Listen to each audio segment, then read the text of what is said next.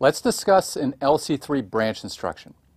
So first we're going to discuss the format of the instruction, and then once we understand that, we're going to make the changes to our LC3 microarchitecture in order to support it. So first of all, it has opcode all zeros. It has 3 condition bits, N, Z, and P, and then it has a 9-bit PC offset. Now with a branch instruction, a condition has to be met in order to change the PC. Now we'll see other instructions such as jump where we always change the PC. There's no condition attached. With a branch, there's a condition attached to changing the PC. And if that condition is not met, then the PC remains unchanged at its incremented value, the value that we changed during instruction fetch of this branch. Now how do we know what the condition is? How do we, the software, tell the hardware what condition to check for? Well, it's these 3 bits, N, Z, and P, where N means negative, Z means 0, and P means positive, which in this case means greater than 0. So for instance, if we want to tell the hardware to check for a condition of 0, then we'll make this bit 0, the Z bit a 1, and the P bit also a 0. So this is telling the hardware, check for a condition of 0. Now we can check for other conditions as well. For instance, greater than or equal to 0. Well, we make the N bit 0, and both the Z and the P bits be a 1. That tells the hardware to check for that condition. So there's the checking for the condition part, and then if the condition is met, we need to change the PC. And we're going to change it to something other than its incremented value. Now, we may want to move backwards in our program, or we may want to move forwards in our program. So if we're at, say, our branch is at address 100, maybe we want to move back to address 50, or we want to move to 110. So whether we move backwards or forwards depends on the sign of the PC offset. So this is a 2's complement sign number. So if the bit 8 here is a 1, that means we want to move backwards in our program. And if this is a 0, that means this is a positive offset, so we want to move forwards. Now this offset is relative to the incremented PC. Now remember, during instruction fetch of this branch instruction, we've incremented the PC. So if, for instance, if our branch was located at address 100, then the PC now is at 101. It's pointing to the next instruction to be fetched. So we have to make sure that this offset is relative to this incremented PC when we're calculating how far we want to go back or how far we want to go forward. Okay, so we have to have 2 things that we need to do in our hardware. We have to first check for a condition, and if that condition is met, we need to change the PC. And what we're going to do is we're going to add the PC to this offset in order to determine the new PC. Now let's talk about our LC3 hardware. So I've drawn out what we know so far, and I haven't included everything like the register file, but a lot of this should be familiar. So for instance, here's the incremented PC, and here is our bus over here. Now down here we have this logic and this NZP. Now this is the LC3 condition code register. Now N stands for negative, Z for 0, and P for positive. So when we have an instruction that changes either, one of the general registers R0 to R7, then this condition code register gets updated. So for instance, if I have a load instruction, say an LDR, while that instruction is coming from memory and getting loaded into the register file, this logic is checking to see whether that value is negative, 0, or positive. And then it will set one and only one of these bits depending on that value. So for instance, if I load a 0, a value of a 0 into a register, then the Z bit is going to be set. So the finite state machine control updates the condition code register for every instruction that writes to one of our general purpose registers. Now that's 7 instructions. That's all the operate instructions, the 3 of those, as well as the 4 load instructions including LEA. So whenever one of those instructions is encountered, then the condition code register gets updated.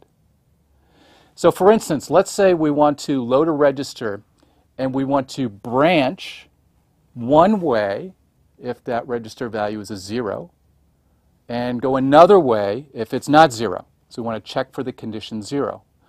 Well, then our branch instruction will have the z bit set.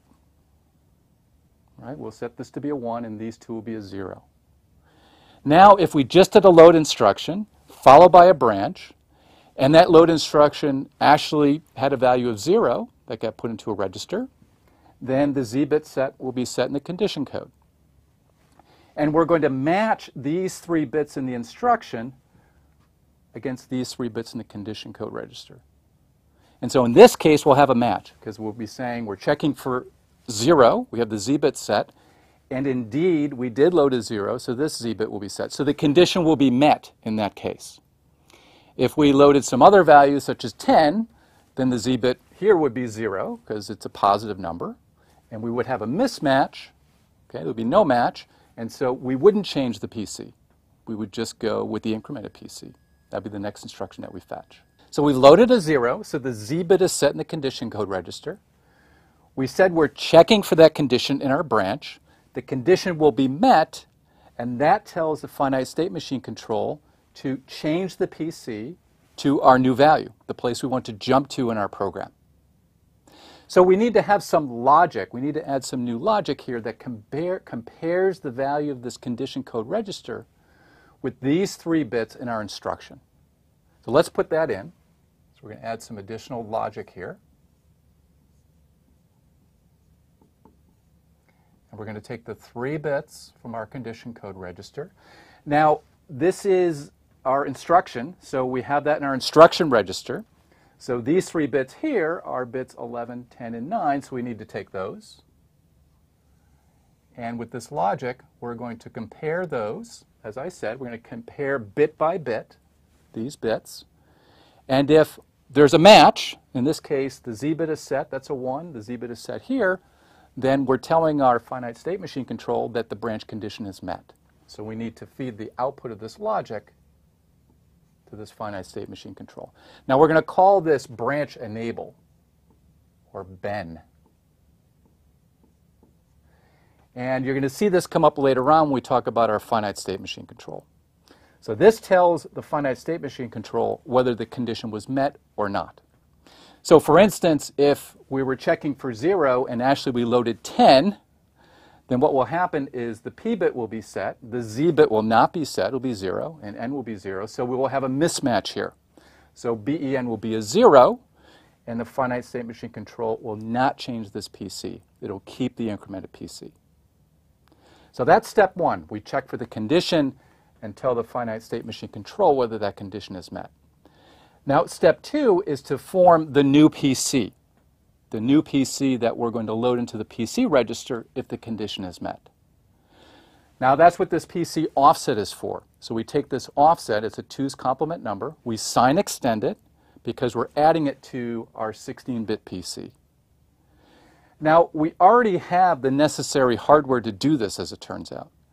Because if you recall, for an LD or store instruction, ST instruction, which are PC relative memory instructions, we take the 16-bit PC and we add a 9-bit sign extended offset in order to get our address that we go to memory with. So we already have here the necessary hardware because we've done the load and the store instructions, LD and ST specifically.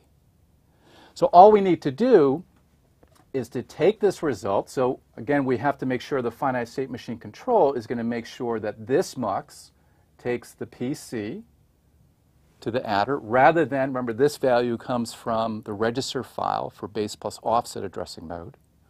So we have to make sure, the finite state machine will make sure that this PC selects this input, that this MUX has this input selected, and also that this sign extended input will be selected to this MUX.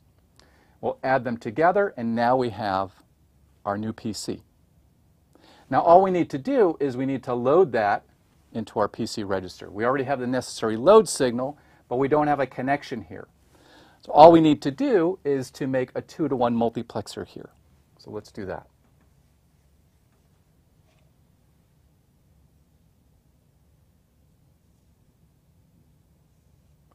And let's call this PC mux.